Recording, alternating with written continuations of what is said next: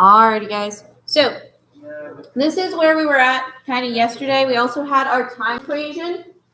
So we said that for our example problem, we were going to have 5 seconds here. So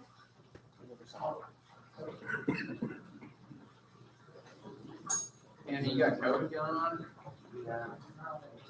So we have our time that the rock takes to fall plus the time that sound takes to go back up to the top is going to be a total of 5 seconds. This is different than the problem. So make sure you note that.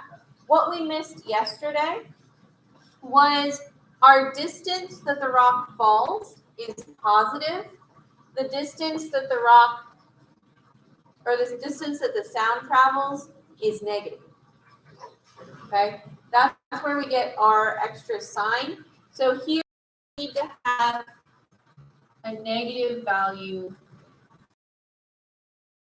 positive x. That means to each other, we have 1/2 a time of rock equals negative velocity times time of sound. Okay? I do highly recommend solving for time of sound because then you don't have to square it. So we'll get the time that the sound travels is the time of the rock. Sorry, 5 minus the time of the rock.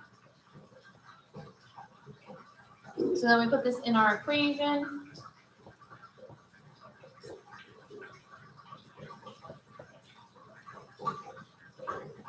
I also am going to move the v over to the other side.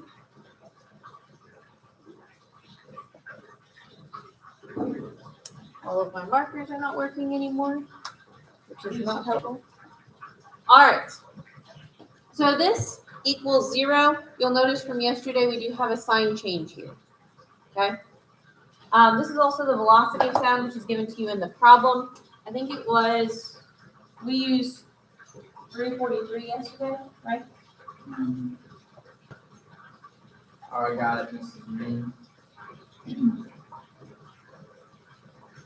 I Okay. had to look it up. All right.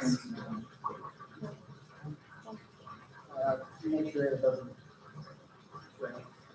Not right now. I'm trying to record this. All right. So once you get to here, you're going to have to multiply this out.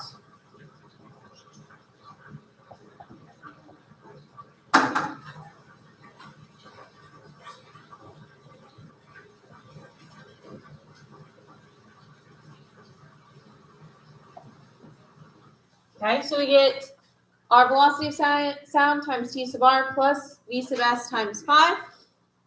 I forgot to mention that our velocity of sound is negative here as well. This all equals 0. Once you put this into the quadratic formula, you will get 2 different roots.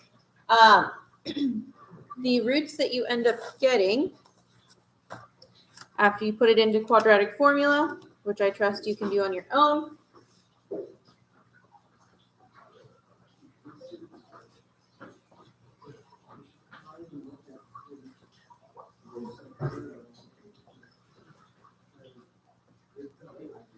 you get 4.686 seconds and negative 74.61 seconds. This negative root is essentially saying if we had tossed it up and it had come back down, that would be how long the rock would be in the air.